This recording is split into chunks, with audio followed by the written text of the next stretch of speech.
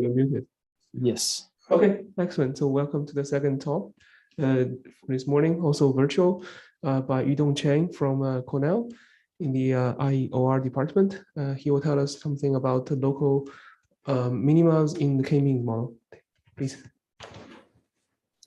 Great. Thanks a lot, and good morning, everyone. Thanks a lot to the organizer for inviting me to this amazing workshop. It seems like you guys are having fun in Berkeley. I wish I can be there in person. So today I'm going to talk about K-means and mixture models, but I want to start with a slightly broader perspective in terms of non-convex optimization. So we know that in many machine learning and statistics problems, we need to solve non-convex optimization problem.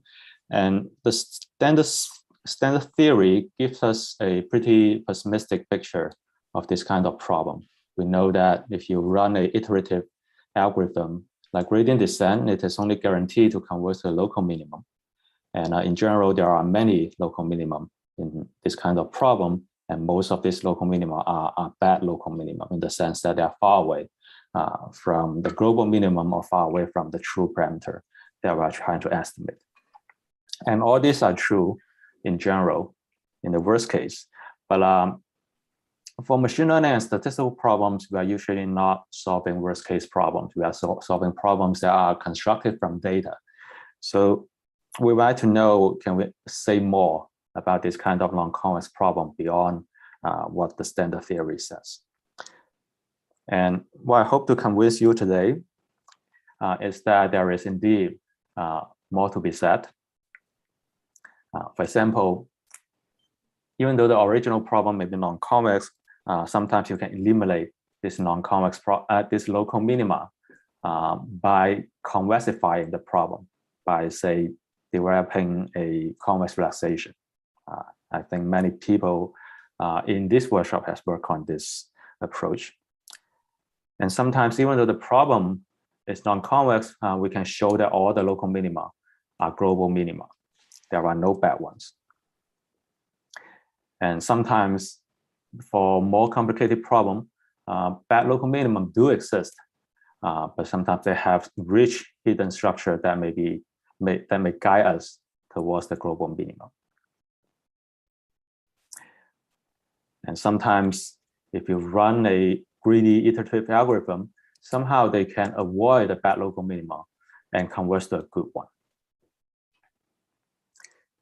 So in the rest of this talk, I'm going to focus on the middle two bullet points and present some results that are along these two lines in the context of mixture models. So I'm going to tell you some of our recent work that are examples for a non-convex problem having no bad local minimum or having bad local minimum that possess rich structures.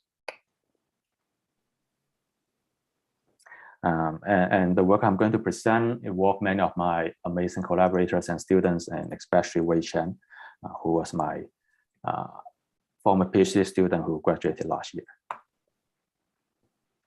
Right, so I guess for the audience today, everyone knows what a mixture model is, but just to make sure we are all on the same page, I'm assuming that I have n data points that are generated IID from a true mixture, a true probability distribution with density function f star, where f star is a mixture of k components, where each component is fs star.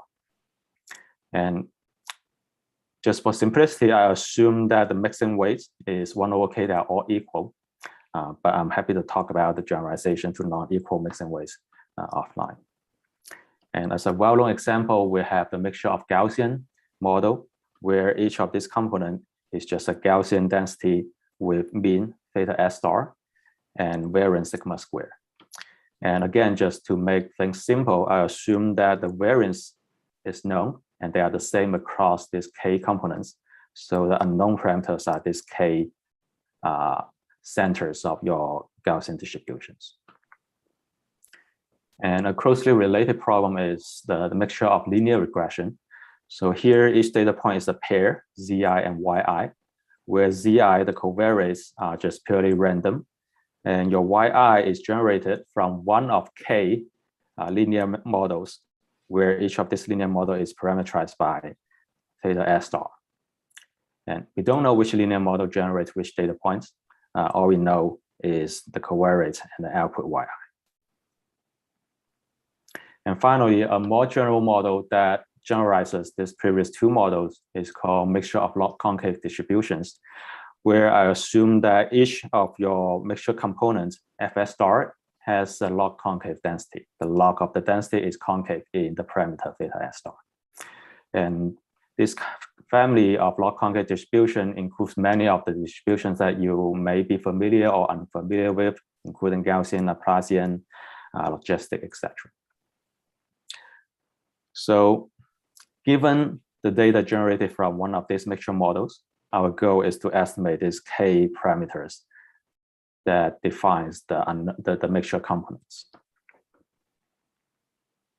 So this is a standard parameter estimation problem. And the method to go is the maximum likelihood estimation approach, where you try to minimize the negative log likelihood that is computed over your data points. And in the special case of Gaussian, you can explicitly write down your negative log likelihood, which looks like this. It involves this log sum Fs function. And if you take this variance parameter to 0, then you can see that this log sum F function converges to the minimum function. So this gives us the objective function that we use in K-means clustering, where I'm trying to find K cluster centers theta S and assign each data point to the closest center. And I want the total square distance to be as small as possible. And if you just stare at these two objective functions a little bit, it's easy to see that they are both non-convex because they involve a sum inside the log, or it involve a minimum of quadratic functions. Nevertheless, even though they are non-convex, you can still run your favorite iterative algorithm on this kind of objective, like gradient descent. It's easy to compute the subgradient or gradient of this function. Then you just take a step in the negative gradient direction. Also very popular for mixture model is the EM algorithm expectation maximization, where you alternate between the E step and the M step. And it's not too hard to show that EM is actually closely related to gradient descent in the sense that it is just gradient descent where the step size depends on your coordinate. And finally, for K-means clustering, the standard algorithm is the Loy's algorithm, where you alternate between assigning each point to the closest center and then updating the centers as the mean of the points in that cluster. So all these algorithms are standard, they are well known, they exist for a long time, and you can apply them to a mixture estimation problem. And the question is, what is their performance? And I think it's fair to say that our understanding of their performance is still relatively limited. If you try these algorithms numerically, you can see that when they work really well. For example, here I'm trying to estimate the centers of a mixture of 4 Gaussians. If you run gradient descent, it converges geometrically to the true centers. And if you run EM, it converges even faster. However, sometimes they do not work. Sometimes they converge to the wrong centers, and the estimation error will remain bounded away from 0, even if you keep running the algorithm, even you have many, many data points. And again, I think it's important to understand when they work and when they don't work. And there is a long line of work on mixture models coming from both the statistics and the machine learning computer science literature. A majority of the results is asymptotic in nature, assuming that the sample size goes to infinity. And moreover, the typical focus on the property of the global minimum, but do not say how you find the global minimum. We already assume that we already find the global minimal solution. And in more recent work, we started to see some finite sample results. But this kind of result often assumes that you run gradient descent or EM, starting from a good initial solution that is already close to the true parameter or to the global minimum. And they typically assume that the components are well separated. And you can see that even these kind of results are pretty recent, just a few years old. And in the machine learning computer science literature, there is a lot of harness results. It's not too surprising to see that most of these problems are NP-hard in the worst case. And in fact, for some of this mixture problem, you can explicitly prove that bad local minimum do exist. And gradient descent or EM will converge to this bad local minimum. On the more algorithmic side, there are many heuristics, many algorithms that have been proposed. Some of them have theoretical guarantees, including those that are based on spectral methods, tensor methods, moments methods. We saw some of this kind of work in this workshop. But in this talk, I'm going to focus on the simplest possible algorithm, I would say, for this kind of problem, which is based on either gradient descent or EM, this kind of iterative greedy algorithms. And I'm going to present some results that combine tools from both statistics and from machine learning and computer science and optimization. And hopefully we can get a better understanding of the performance of this kind of algorithm for a non-convex problem like estimating mixture models. All right, so I'm going to talk about two sets of results for the remaining of my talk. So in the first part, I'm going to focus on the simple setting where I only have two components in my mixture model. And I'm going to show that even though the problem is non-convex, all the local minimum are in fact global minimum.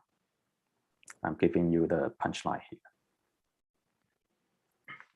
All right, so as I mentioned, I'm thinking about mixture of two Gaussians or mixture of two linear regressions where these two components are parameterized by these two unknown parameters, theta 1 star and theta 2 star, that we're trying to estimate. And we're looking at the negative log likelihood function of this problem. And our first result is about the landscape of this non-convex function of the negative log likelihood. And it turns out we have a pretty precise characterization for the stationary points for the negative log likelihood L. And in fact, we can show that there are in general exactly 5 stationary points. In particular, there are 2 local minima which correspond to the true parameters theta 1 star and theta 2 star, or a permutation of it. So these are here, the 2 local minima that are symmetric to each other. And from the picture, you can see that around this local minima, the function is actually strongly convex. Another stationary point is a local maxima, which is here, that is in the middle of these 2 local minima. And in addition, there are 2 other saddle points that are here or here. So these saddle points are orthogonal to the 2 local minima. And you can further show that these 2 saddle points have a Hessian with a strictly negative eigenvalue. So there is a descent direction. So even though the problem is non-convex, when you only have 2 components, you can show that, in fact, all local minima are global minima because we only have these 2 local minima that correspond to the true parameters. And as an immediate consequence, you can show that EM and gradient descent will converge to this global minima asymptotically, starting from any initialization. Yeah, that's a clarifying question. Yes. Yeah, so what's the difference to the results of Xu and Malaki? We studied the landscape of these 2 components thing. Yes, I'm talking about that in 2 slides. And also the paper of May and Bai and Montanari studied the finite sample version of this as well, right? Yes, I'll talk about that just in a moment.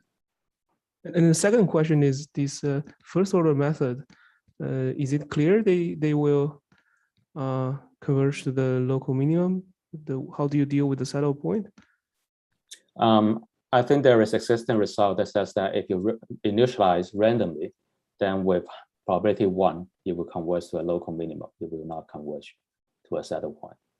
But these are asymptotic results. It doesn't tell you how long it takes to converge. Got it. Yeah.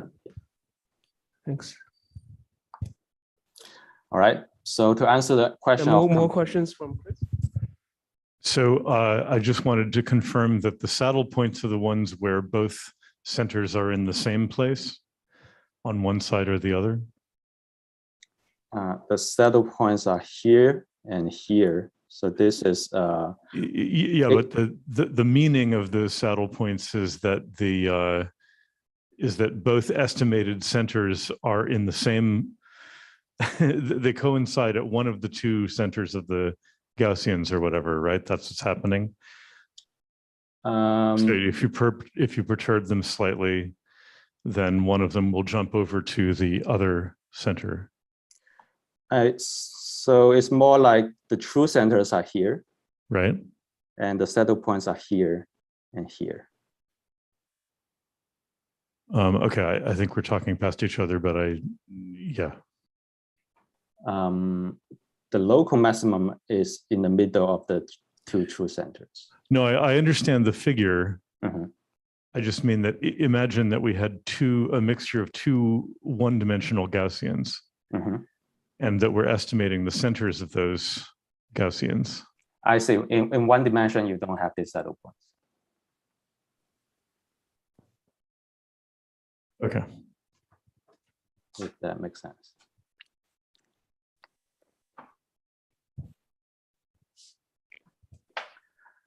But back to the question of convergence rate, at least for this kind of mixture model, we have an explicit characterization of the convergence rates. We can show that from random initialization, then with high probability, gradient descent or EM will converge to an epsilon optimal solution of your negative log likelihood in a logarithmic number of steps. So you have this kind of geometric-like convergence rates. And so an earlier question is about the relationship to these previous results from on the mixture of two Gaussians. So there are special cases of this more general model where we have a mixture of log concave distributions. And so in this sense, we generalize the results, but I also want to highlight that the analysis for this more general setting is actually more challenging. And there are two types of challenges when we look at this more general model. The first one is what I call non-contraction in L2. So if you look at the mixture of Gaussian landscape, the function actually looks like this, which is a little bit different from the picture we just saw. So in this function, we have the two local minima here and here, and we only have one other stationary point, which is here, which is the saddle point. And by looking at this picture, it's not too hard to see that if you run gradient descent from any initial solution, it will converge in a monotonical way in terms of the distance between your iterates and your global solution. And a lot of existing analysis actually rely on this monotonicity in terms of the L2 distance. But this property does no longer hold for the more general model of log concave mixture or mixture of linear regression, where the picture actually looks like the one on the right. So you have two other stationary points in addition to this local maximum. So if you start your algorithm from somewhere near the local maximum, it's not hard to see that it will first go towards the saddle point and then to the global minimum. So if you look at the L2 distance between your iterates and the global minimum solution, this L2 distance will first increase when you go from the maximum to the saddle point and then decrease. So we no longer have the monotonicity property. And this makes many of the existing analytical technique not directly applicable for this more general problem. And our key observation for going around this challenge is to look at a different metric, not the L2 distance, but we should look at the angle between your iterate and the true parameter. And it turns out, even though the distance does not decrease monotonically, the angle does.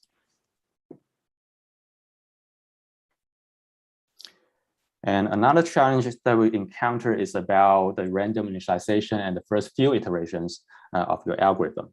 It is well known that if you choose your initial solution theta 0 randomly, it is going to be nearly orthogonal to your two parameter theta star, especially in high dimension. So if you look at your algorithm, and even if you are looking at the angle or the sign of the angle, the first few iterations will be very slow. You will see virtually no progress in the first 30 iterations here, even if you are looking at the angle. And again, our observation here is that you should look at this problem in the right metric, in the right perspective. In particular, in the first few iterations, it actually makes more sense to look at the cosine of the angle, not the sine or the angle itself. We should look at the correlation between theta 0 and theta star rather than the angle between theta 0 and theta star. And if you do it that way, then we can prove that we have convergence in three phases, where in the first phase, the cosine of the angle actually increased very rapidly geometrically, as I'm showing here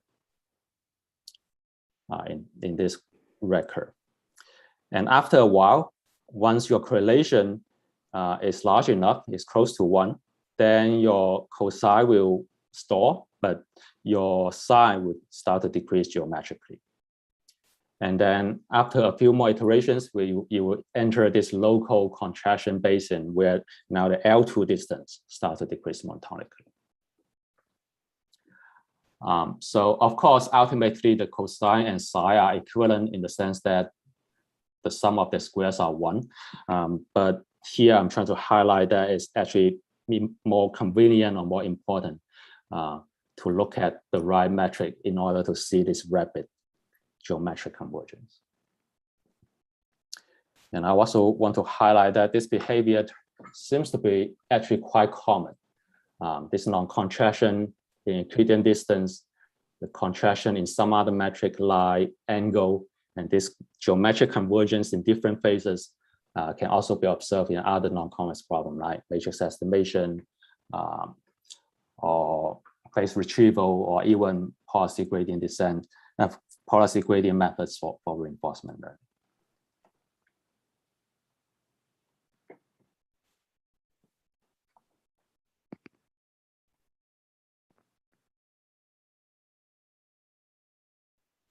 All right, so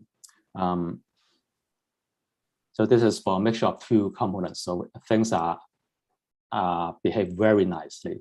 We have a non-convex problem, but there are actually no bad local minimum. So for the second part of my talk, I'm going to go beyond two components and look at more general mixtures. So here you will see examples where bad local minimum do exist, but they turn out to have some rich hidden structures. And in particular, let's just focus on Gaussian mixtures, but with more than at least 3 components. And a very nice paper by Shijin et al. A few years back rigorously proved that there are indeed back local minimum for this problem, even when all the components are well separated, even when you have infinitely many data points. So even at the population level, you have bad local minimum whenever you go beyond 2 components. And moreover, these bad local minimums, they are real. They are real in the sense that if you run gradient descent from a random initialization, they will converge to one of these bad local minimum with high probability. And the probability becomes even higher when the number of components becomes larger. And in fact, you can explicitly write down one of these such bad local minimum, which may be related to the earlier question. So one bad local minimum looks like this. So here I have data generated from a mixture of 4 Gaussians. All these gray points are data points. So a bad local minimum will put 2 centers in the middle of a single component, and the other center in the middle of 2 components. And then I have put the remaining center at the right position at the 4th component. So this is a bad local minimum. Is like its objective value can be arbitrarily far away from the true global minimum. And as the number of components gets larger, you will see more and more this kind of bad local minimum. And gradient descent will converge to them with high probability.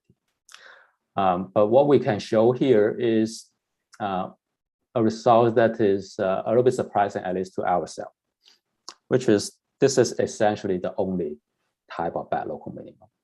All local minimum, all bad local minimum look like this.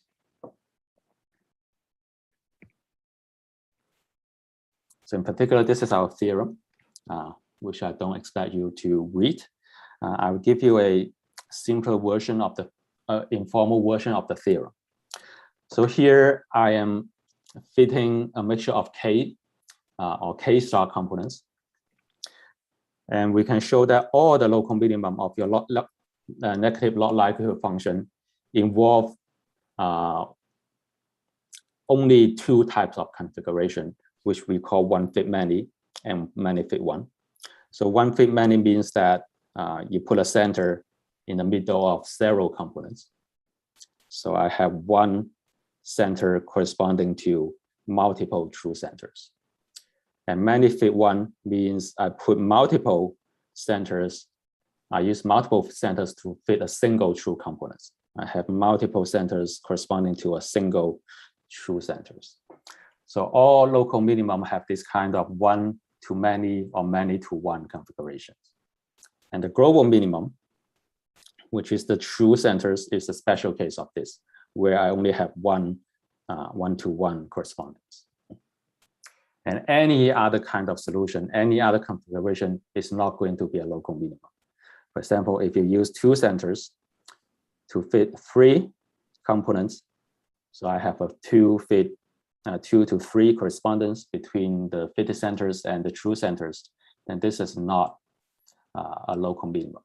And we prove this by explicitly provide a descent direction from this solution. And similarly, if you have used 2 centers to fit 2 components like this, I have a 2 to 2 correspondence, then this is not a local minimum either. There is a descent direction.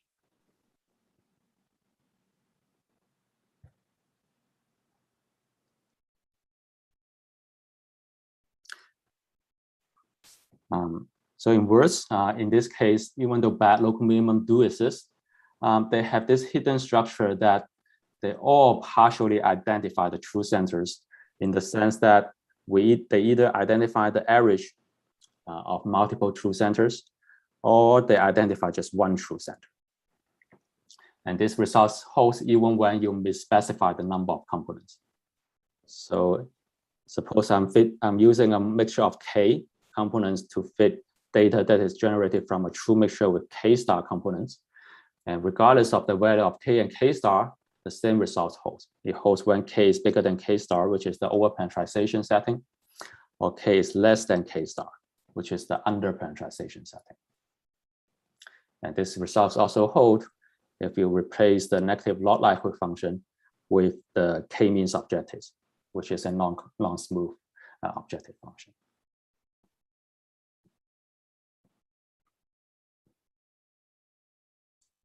Question? Yes. What's the assumption on the model? For example, this high SNR assumption. What does it mean? Means the separation is large or goes to infinity? Great question. So here by high SNR, I mean it is greater than a large enough constant times some function of K, some function of the number of components. So we do not try to optimize the dependence on K. We did not try to optimize this SNR condition but you are absolutely right that for now, we need some assumption of the SNR. It doesn't have to go to infinity, but it does have to depend sure. on K. And where is sample size, or this is an infinite sample size result? Landscape? So this is an infinite sample size result, but there are existing technology that you can generalize it to finite sample. Mm-hmm. For example, using the paper that you just mentioned by Montemari and May, which shows that as long as your sample size is large enough, then the finite sample objective preserves the landscape of the population objective. And it's a very intriguing question, at least to us, in terms of what happens if your SNR is smaller. So we don't have a complete answer. We have some observations. For example, we can show that if your SNR is very small, then you don't have bad local minimum. I think some of your work actually proved that in some setting. The harder case is when the SNR is in the middle, when it's either too large or too small. Then we are not clear what happens in that case.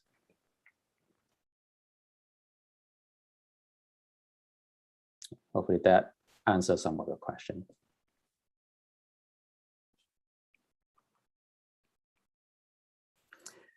And the next question that some of you might have is, so what? Now that I know the structure of the local minimum, can you use these results to guide the design of better algorithms?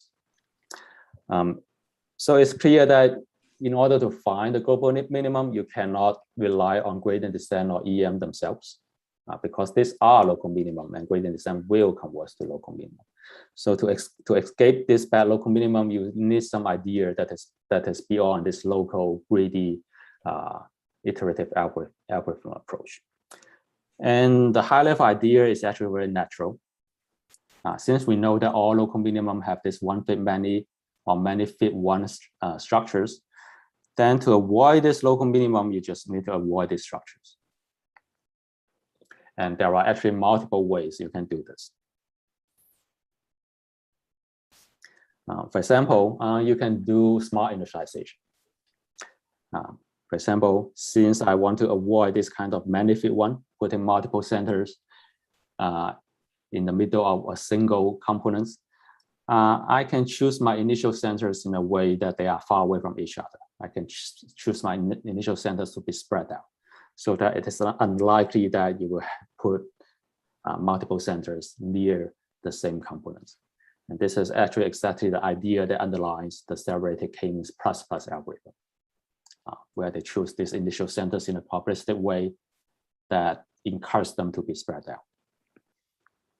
And you can take this idea one step further. You don't have to stop at the initialization. You can use the same idea throughout the iteration.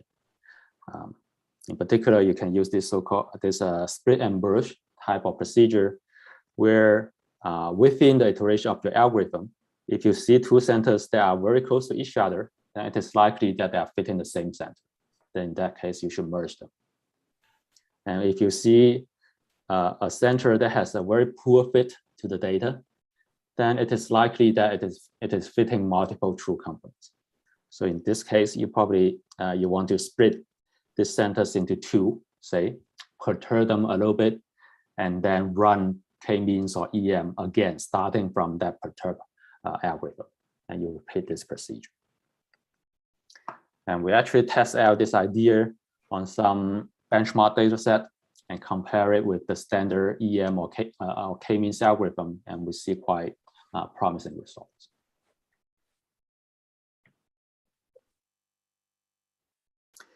And finally, another idea that I myself find very promising is overparameterization.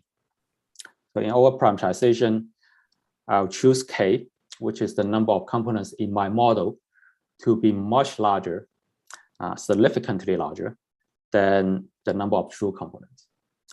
And the idea is that once you have enough center, then it is unlikely that you will have one fit many. you will have enough centers to fit each true components individually. So you don't have this kind of one fit many configuration anymore.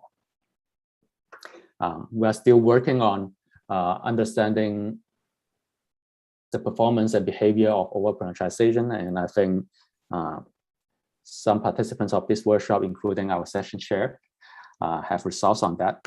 But I'm going to just show you a numerical results. So here I have data points that are generated from three components, a mixture of three Gaussians.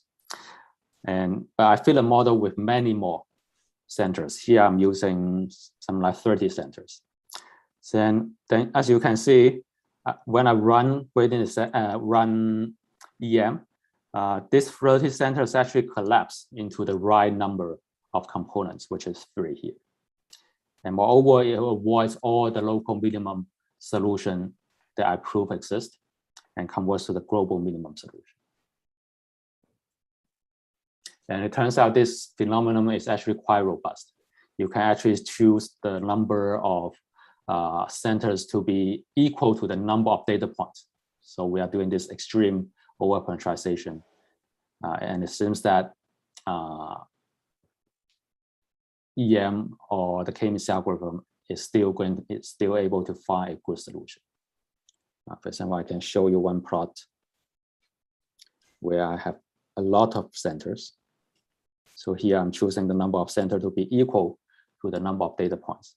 So the convergence behavior, as you can see, is more complicated. We have this weird phenomenon here that we do not completely understand yet. But on a high level, it seems like with over-parameterization, we are still collapsing into the right number of components. So it is our ongoing work to try to understand this phenomenon more rigorously. And I'm also eager to see the results from people who are also working on this problem.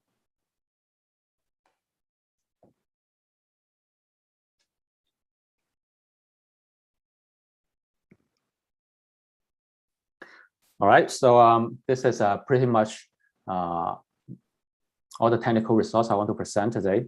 And I want to conclude my talk from a bigger picture. So here, as I mentioned, we see a lot of long-term optimization problem in machine learning and statistics. And hopefully, you can believe that this kind of problem is not necessarily hard. We have seen an example where all local minimums are actually global despite non-convexity, for example, in the setting where you have a mixture of two components. We see examples where bad local minimum may exist, but they have this hidden structure that actually partially identify the global minimum. And you can take advantage of these structures to design algorithms that escape the bad local minimum and finds the good ones. So this and mixture of more than 3 Gaussians is an example of this. And over-parameterization is one example where a greedy method actually is able to avoid the bad local minimum and converts to a good one. And what I haven't talked about today is convergence for non-convex problem. There are many work on this in this direction. And finally, sometimes you might want to use non-smooth and non-convex formulation for your problem. And non-smoothness is not necessarily worse or harder to solve than the smooth counterpart. And I want to highlight that all this phenomenon where non-convex optimization is tractable and have all these hidden structures is not limited to just mixture problems or clustering problems. We see this kind of phenomenon in a much broader range of machine learning or statistic problem that range from matrix estimation to sparse regression to PCA to reinforcement learning and to neural networks.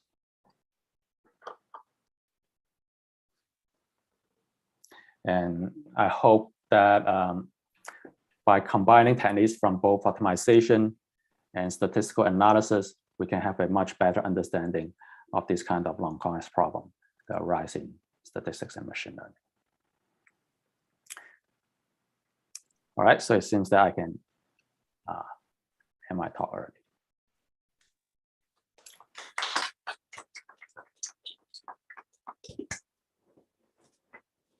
Chris. Thanks for the talk. So I guess the reason why people are usually worried about using more centers than there are clusters is that you'll overfit in the sense of dividing one cluster into two. But if I understand what you're saying, this is a low dimensional phenomenon, right? I mean, if I actually do this with, let's say there's really only one cluster, and let's suppose I'm literally in 2 dimensions. Yes. If I use 2 centers, then they'll somehow divide the cluster into 2 halves, between them 2 semicircles. And you see a little bit of that at the bottom there, where there's a stream of centers which are kind of trying to find something of their own, moving out away from the center. So if I understand what you're saying, in the high dimensional setting, this effect largely goes away because because for instance, most of the area or most of the volume of a sphere is at its equator in high dimensions. And so these 2 centers in one Gaussian cluster would tend to get closer and closer as the dimension increases. Is that the right intuition? Because certainly in a constant number of dimensions, you would split clusters if you had more centers. Yeah, so this is a great question.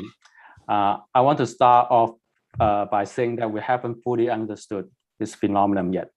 So here, I want to emphasize that it is important to use the log likelihood formulation here rather than the k-means formulation.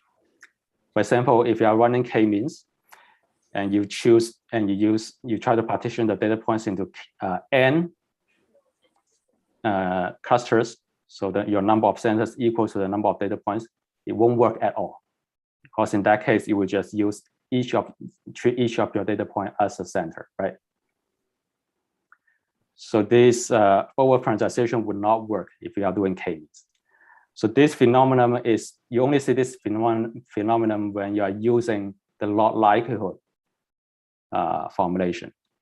Only by doing that, you will see this collapse of the centers into the right number of components.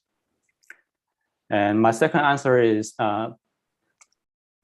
related to the specific question, the specific example that you have where I have a single Gaussian and I'm trying to fit a mixture of 2 Gaussian to it.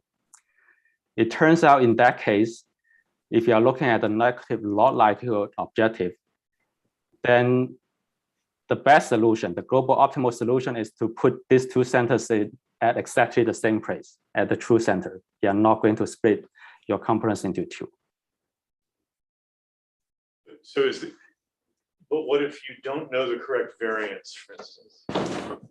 What if I don't know the correct variance? Then I'm not sure. Okay. But if you do, if you do know the correct variance, then the optimal solution will be to put the 2 centers at exactly the same place. And this is different from k-means, right? If you run k-means, if you run 2 means on a problem with only a single cluster, then you will divide that cluster into 2. So again, this phenomenon seems to be specific. It seems to be tied to the objective function that you use. So as you said at the beginning, k-means is the limit of the log likelihood when we think the variance is much, much smaller than it really is. Okay. Yes. So it seems that having a non-zero variance parameter has some kind of regularization effect, or that encourage the centers to collapse into each other. And Yudong has done some amazing work in this regard. And I'm actually happy to hear if he has anything to add.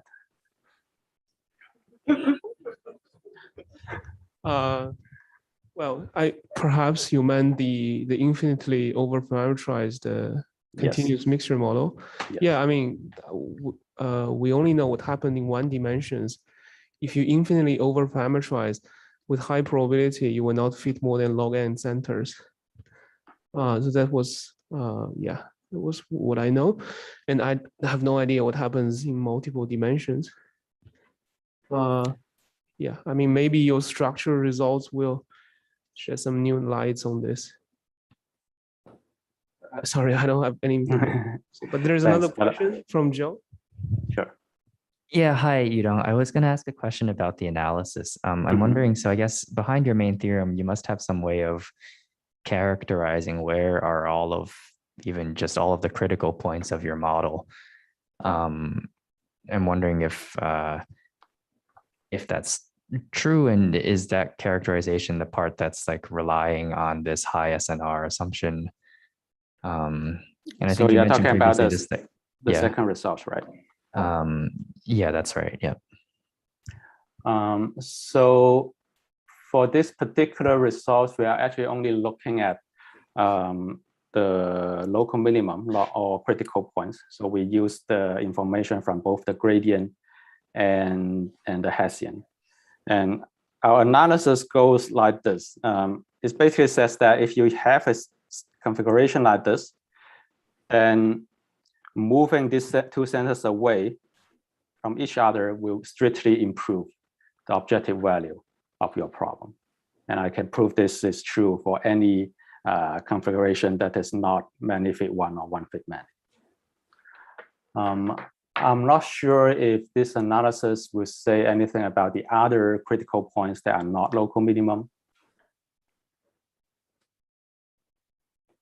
Okay, I guess my question is, so my experience with this kind of problem is that even characterizing where the gradient vanishes in a model like this this seems quite complicated for the log likelihood. So I'm wondering, okay, you're saying that if you have a configuration like this, then you can push them away. But how do you figure out that you want to look at a configuration like this in the first place? Or like what kinds of configurations do you actually need to reason about at a second order level?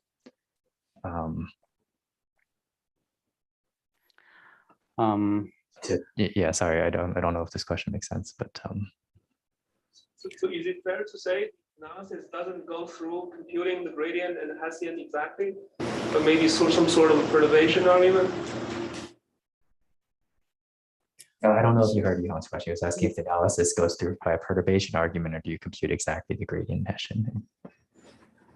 So it's actually fairly simple to write down the gradient and the Hessian and set it to 0.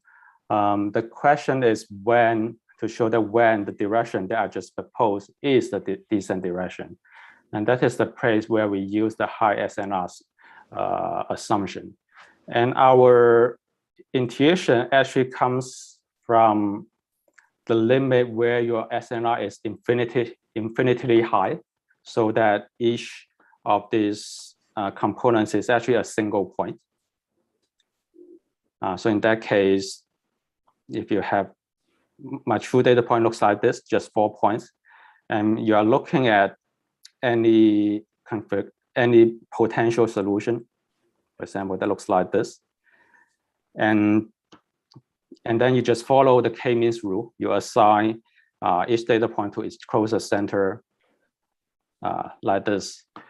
And if whenever you see that there is this kind of if this data point is also assigned to a different center, like in here, so I have a 2 fit 2 situation here, meaning that these 2 blue centers are fitting these 2 red points.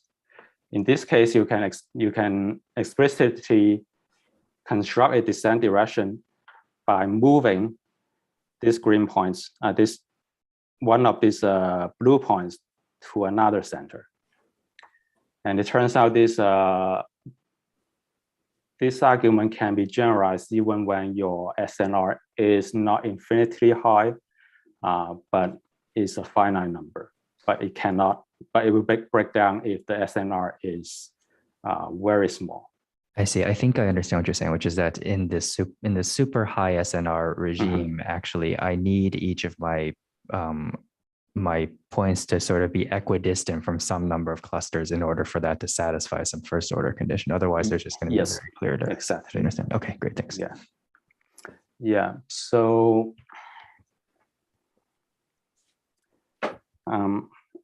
we've spent a lot of time trying to think about. We have a generalization from this k-means approach to the log likelihood approach. It turns out the only technical difference you need to make is to replace this hard assignment, which we do in k-means, with this soft assignment, which we do in EM. But you can still define this kind of correspondence between the centers and the true components, and you can still explicitly demonstrate a descent direction, given that your configuration is not one fit many or many fit.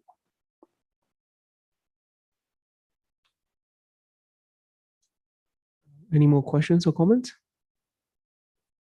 Okay, if not, let's thank Yudong again for the great talk. Thanks everyone. So we are reconvening in the afternoon at 2 p.m. Okay, see you later.